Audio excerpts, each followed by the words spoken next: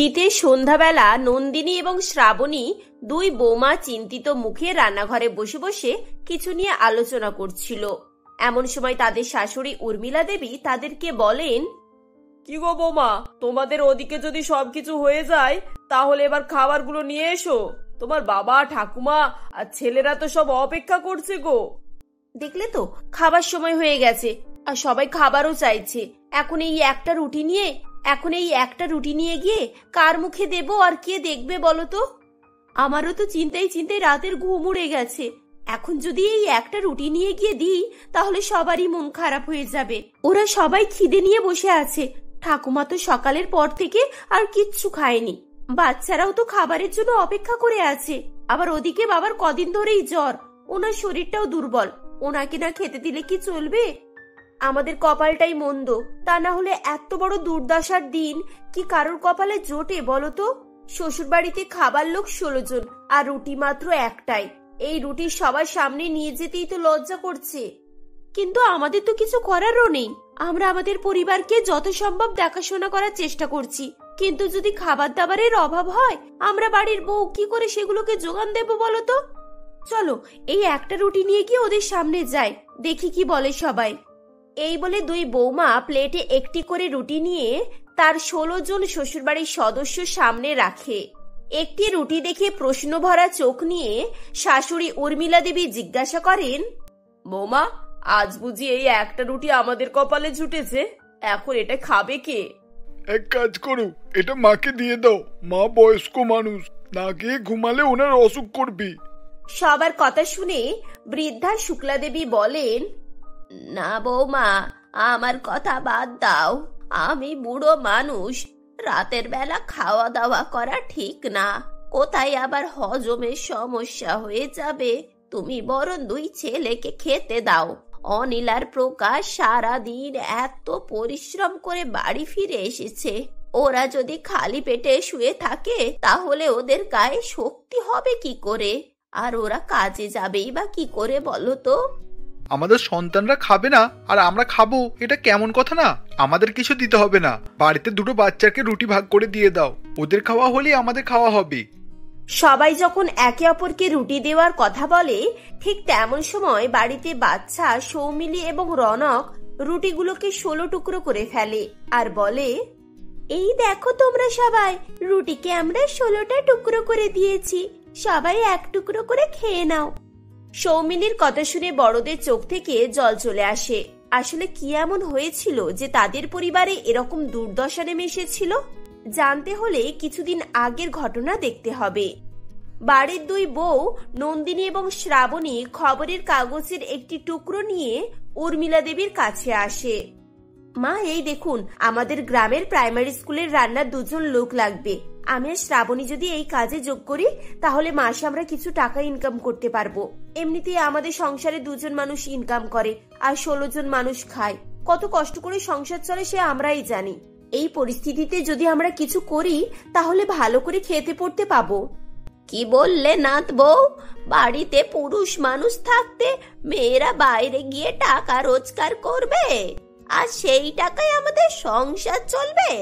বাবা গো বাবা, কি কলিযুগ এসে পড়েছে! তোমার বৌমারা তোমাকে এসব কথা বলছে আর তুমি দাঁড়িয়ে দাঁড়িয়ে ওদের কথা শুনছো? বলি, আমাদের বাড়িতে কখনো এরকম কিছু ঘটতে দেখেছো যে বাড়ির বউয়ের রোজগারের টাকায় আমার সংসার চালায়? ঠাকুমা, আমি সেরকম ভাবে বলতে চাইনি। এই কাজটা খুব ভালো কাজ, স্কুলের রান্নার কাজ। থাক থাক, ভালো মন্দ না আমাকে আর বোঝাতে এসো না কো। রাঁধুনির কাজ করবে, তার আবার ভালোর কি আছে শুনি? তাছাড়া তোমরা যখন বাড়ির বাইরে বেরিয়ে অন্য জায়গায় গিয়ে রান্না বান্না করবে তখন 5টা লোক এসে না আমাদেরকে এই কথা শুনিয়ে যাবে। তোমাদের আর কি, তোমরা সব নতুন যুগের মানুষ, কারোর কথা তোয়াক্কা করো নাকি? কিন্তু আমাদেরকে 5 জনকে নিয়ে চলতে হয়, তাই আমি তোমাদের কখনোই সেই অনুমতি দেব না। এখন যাও, এখানে দাঁড়িয়ে না থেকে সবার জন্য রান্না বান্নার ব্যবস্থা করো আর এইসব কাগজ আগুনে পুড়িয়ে ফেলো। এ আমাদের কোনো কাজের না। শুক্লা দেবী চলে যাবার পর দুই বৌমার মন খারাপ হয়ে যায় এবং তারা যে যার কাজে চলে যায়। তারা সেখানে গিয়ে রাতের খাবারের ব্যবস্থা করে এবং সবার জন্য রুটি তৈরি করে। রুটি তো তৈরি হয়ে গেছে, আর ওদিকে ফুলকপি আলুর তরকারিও হয়ে গেছে। এবার সবাইকে খাবার বেড়ে দিচ্ছি, তুমি এদিকে তরকারিটা গরম গরম বাটিতে বেড়ে দাও, কেমন? এভাবেই তারা রুটি সবজি নিয়ে সবাইকে খেতে দেয়। খেতে খেতে শ্বশুর মশাই উৎপল বাবু বলেন, আরে বাহ, ফুলকপির তরকারিটা খুব সুন্দর হয়েছে। এইরকম তরকারি রুটি দিয়ে খেতে আমার খুব ভালো লাগে। কই গো নাথ বউ, তোমরা কি বসে বসে গল্প জুড়ে দিলে নাকি গো? এখানে তোমার শ্বশুর মশাই খেতে বসেছেন, ওনাকে আরো কটা রুটি দাও। ওই দেখো, ওখানে আরো রুটি চাইছে। আমি তো গুনে গুনে সবার জন্য দুটো করে রুটি তৈরি করেছিলাম, এখন আর রুটি কোথায় পাবো? এক কাজ করো, আমার ভাগের রুটিগুলো ওনাকে দিয়ে এসো। বয়স্ক মানুষ তো, তাই খিদে একটু বেশি। আমি আর আজ কিছু খাবো না। শ্রাবণী তাদের রুটি থেকে দুটো রুটি তুলে নিয়ে গিয়ে তার শ্বশুরমশাইকে দিয়ে দেয়। তারপর ফিরে এসে নিজেরা দুই জায়ে একটি করে রুটি খায়। পরের দিন সকালবেলা রুটি তৈরি করতে গিয়ে শ্রাবণী দেখে আর একটুকু আটা নেই। তাই সে তার স্বামী প্রকাশকে বলে, শোনো না, বাড়িতে তো একটু আটা ডাল সবজি কিচ্ছু নেই। আজ দুপুরে কি রান্না হবে? কিছু টাকা দিয়ে যাও না গো, খাবারের ব্যবস্থা করতে হবে তো। এই নাও, আমার কাছে 100 টাকা পড়ে আছে, এতে যতটা যা পারো কিনে নিয়ে আসো। আর শোনো, আমি আর এই কদিন তোমাকে টাকা দিতে পারবো না। জানোই তো আমার মাইনে করে কিছুই নেই। মালিক আমাদের কয়েক মাস ধরে বেকার খাটাচ্ছে, মাস শেষ হওয়া পর্যন্ত টাকা পাওয়ার আশা নেই। 100 টাকা নিয়ে শ্রাবণী বাজারে যায় এবং 2 কেজি আটা, কিছু ডাল এবং কিছু সবজি কিনে নিয়ে আসে। এরপর সেদিন দুবেলা তার পরিবারের লোকেরা বেশ ভালোভাবেই পেট ভরে খাবার খায়। পরের দিন দুপুরবেলা কোনো রকমে একটা করে রুটি খেয়ে সবার কাটে, কিন্তু রাতের বেলা আর কোনো খাবার বেঁচে থাকে না। আটা তো একটুও বেঁচে নেই, যা ছিল সব রুটি হয়ে গেছে। একটুখানি রুটি বেলার জন্য আলাদা করে রেখেছিলাম, কেবলমাত্র একটা রুটিই তৈরি হবে। এই একটা রুটি কে খাবে আর কে দেখবে? এখন তো কিছু করারও নেই। ওরা আমাদেরকে বলেই দিয়েছে যে এর বেশি ওরা এখন টাকা দিতে পারবে না, তাই আমাদের এর মধ্যেই ম্যানেজ করতে হবে। তাহলে তাই করি, একটা রুটি বানিয়ে সবার সামনে রাখি। এই বলে তারা দুই জায়ে একটি রুটি তৈরি করে এবং সেটি সবার সামনে দেয়। একটা মাত্র রুটি দেখে পরিবারের সবাই হতাশ হয়ে যায়। সবাই জানতো তাদের কি পরিস্থিতি, তাই সবাই একে অপরের কথা চিন্তা করে এবং বাচ্চারা সেই রুটিটাকে 16 টুকরো করে দিলে সবাই 1 টুকরো রুটি খায়। কিন্তু এসব দেখে দুই বউ আর চুপ করে থাকতে পারে না। আচ্ছা, আপনারা কিরকম মানুষ বলুন তো? দেখতে তো পাচ্ছেন বাড়ির কি পরিস্থিতি হচ্ছে, আর আপনারা এই পরিস্থিতিতে এভাবে চুপ করে থাকবেন? এখন তো অন্তত কিছু বলুন। বৌমা, এতে আমরা কি করব? আমরা তো আর নিজেরা ইচ্ছে করে এই পরিস্থিতি তৈরি করিনি। উপরওয়ালা আমাদের এই কষ্টের দিন দেখিয়েছে, সেই আমাদের কষ্ট থেকে মুক্তি দেবে। শুনুন মা, আপনি যদি নিজে চেষ্টা না করেন তাহলে উপরওয়ালা তো আপনাকে জোর করে সাহায্য করতে আসবেন না। কথাই বলে, যারা চেষ্টা করে উপরওয়ালা তাদেরই সাথ দেয়। আমাদের বাড়িতে কারোর চেষ্টা করার লক্ষ্যই তো আমি দেখতে পাচ্ছি না। বাড়িতে মানুষ খেতে পারছে না, অথচ পুরনো নিয়ম কানুন রীতিনীতি আঁকড়ে বেঁচে আছে। সেটাই তো আমিও তো বুঝতে পারছি না, কেন আপনারা এইসব নিয়ে পড়ে আছেন বলুন তো? আরে বাবা, আমরা যখন খেতে পাচ্ছি না, একটা রুটি 16 জন ভাগ করে খাচ্ছি, কই কেউ তো আমাদেরকে দেখে দুটো খাবার এগিয়ে দিচ্ছে না। তাহলে আমরা যদি বাইরে রোজগার করতে বের হই, তাহলে তারা কেন কথা শোনাতে আসবে? দেখুন ঠাকুমা, বাইরের লোক অনেক রকম কথা বলবে, আমরা সবার কাছে গিয়ে তাদের যুক্তি আর কারণ দেখিয়ে চুপ করাতে পারবো না। কিন্তু বাড়ির লোককে তো আমরা বুঝিয়ে সুজিয়ে রাজি করাতে পারবো। আপনারা এই পরিস্থিতির মধ্যে দিয়ে যাচ্ছেন, এখন আপনারাই যদি না বোঝেন তাহলে বাইরের লোক কি করে বুঝবে বলুন তো? দেখুন, আমরা এতদিন ধরে এত কষ্ট সহ্য করে এসেছি, আপনারা যা বলেছেন আমরা শুনেছি, কিন্তু এখন আমাদের সন্তানদের ব্যাপার। ওরা দিনের পর দিন না খেতে পেয়ে অসুস্থ হয়ে পড়ছে, এটা আমরা মা হয়ে কখনো সহ্য করতে পারবো না। তাই আমরা ঠিক করেছি এবার আমরা কাজের সন্ধানে বেরোবো। সেসব তো ঠিকই আছে, তা আমি মানছি। আজকালকার যুগে আর ছেলে মেয়েদের পার্থক্য নেই, বাড়িতে ছেলে মেয়ে সকলে রোজগার করে, কিন্তু এই পরিস্থিতিতে তোমাদেরকে কে কাজ দেবে? কেন, কাজ তো আমাদের খোঁজাই আছে। আজ কতদিন ধরে আমরা ঠাকুমার মাকে বোঝানোর চেষ্টা করছি যে পাড়ার স্কুলে এত ভালো একটা রান্নার কাজ আমরা পেয়েছিলাম। ওরা আমাদের বারবার ডাকছে। এক তো প্রতি মাসে একটা মাইনে পাবো, তার উপরে প্রত্যেক দিনের খাবার পাবো। অন্তত আমাদের সন্তানরা আর বাড়ির বয়স্ক মানুষ কোনোদিনও না খেয়ে না ঘুমাতে যাবে না। তোমরা স্কুলে রান্নার কাজ পেয়েছো, এটা আমাকে আগে বলনি কেন? এখন এইরকম কাজ পাওয়া কি সহজ ব্যাপার?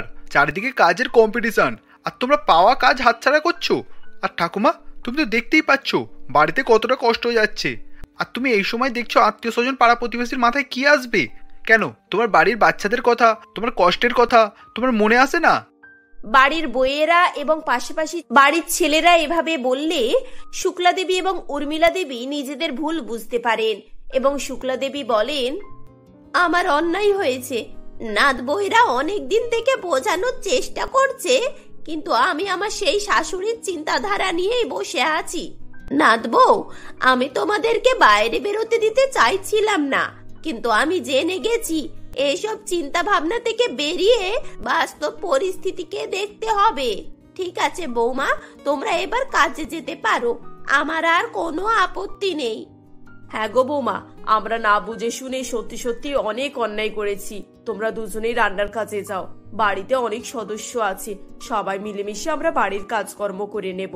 আর তোমাদের কাজের সাহায্যে যদি কাউকে লাগে তাহলে ঋতুকে আর নিতুকে তোমাদের সঙ্গে নিয়ে যেও। এভাবেই নিজেদের কথা সবার সামনে রেখে প্রতিবাদ করার পর দুই বউ বাইরে কাজে যাওয়ার অনুমতি পায় এবং এক সপ্তাহ পর থেকে তারা রান্নার কাজে যোগদান করে।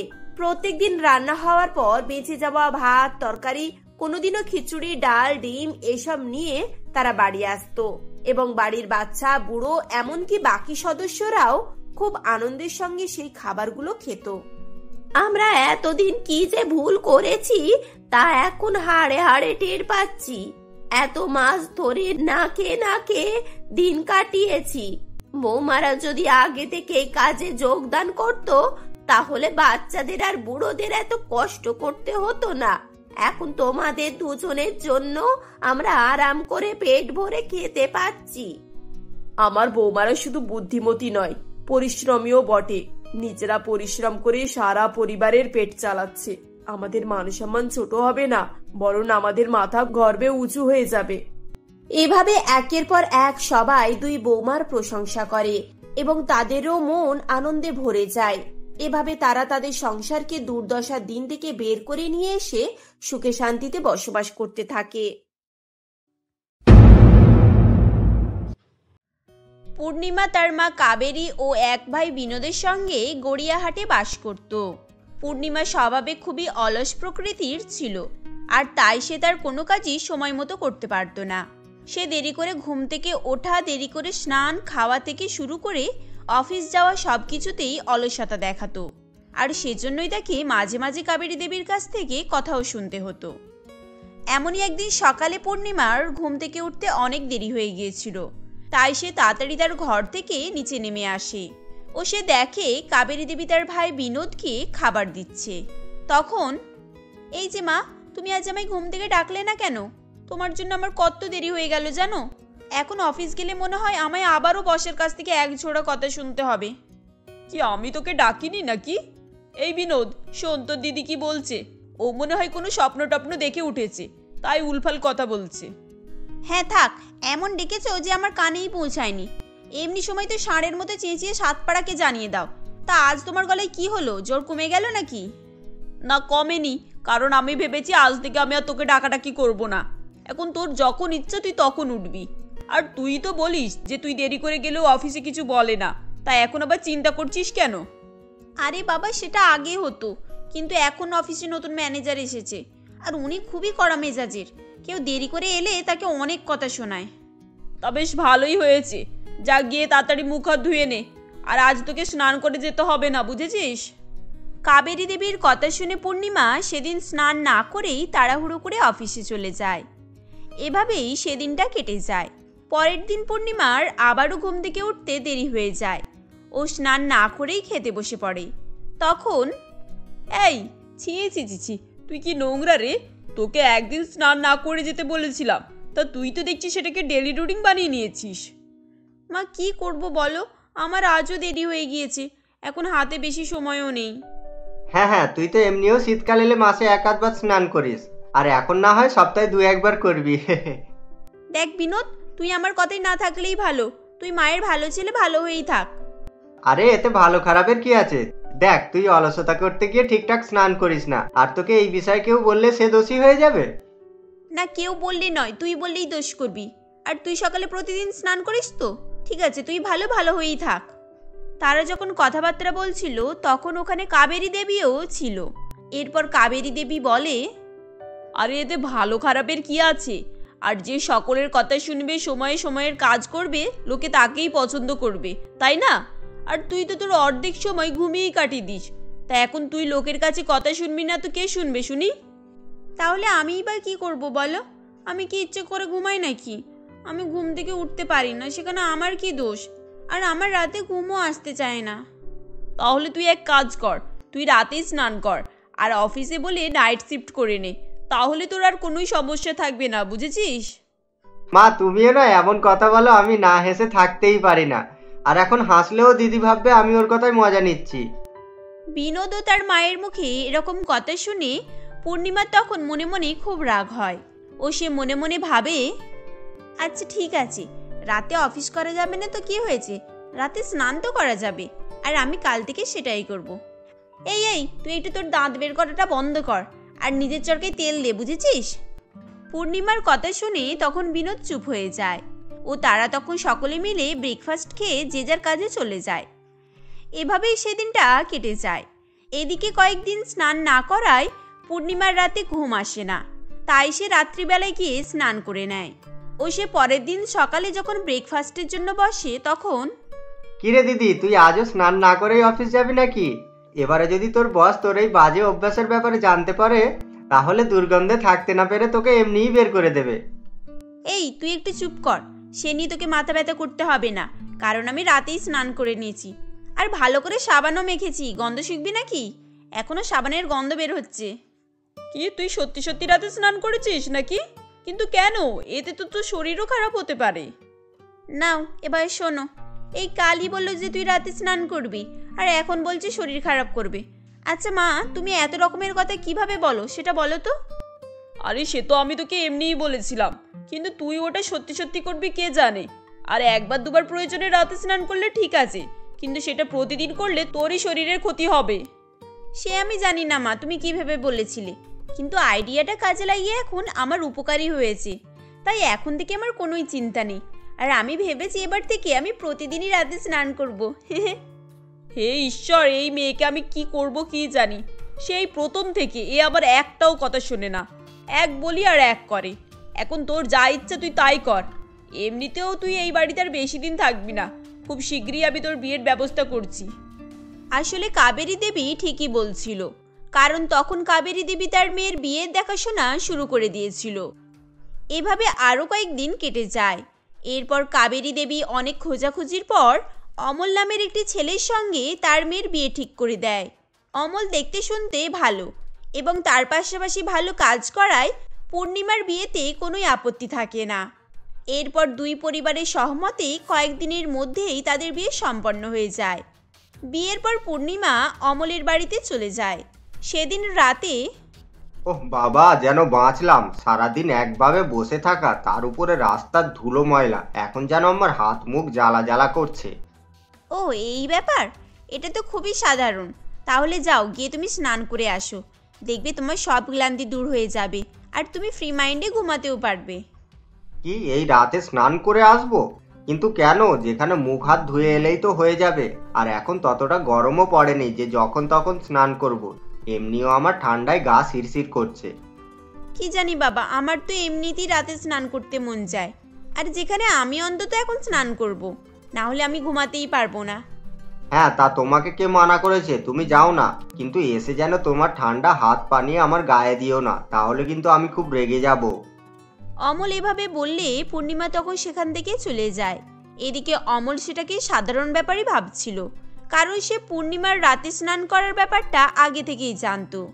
এরপর পূর্ণিমা স্নান করে এসে ঘুমিয়ে পড়ে।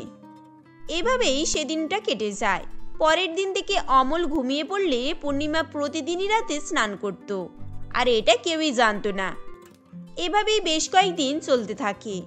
এমনই একদিন রাতে পূর্ণিমা স্নান করতে গিয়েছিল, ঠিক তখনই তাদের বাথরুমের শাওয়ার খারাপ হয়ে যায়। তখন, দূর, এই শাওয়ারটাকে এখনই খারাপ হতে মন গেল, এখন আমি কিভাবে স্নান করব কি জানি।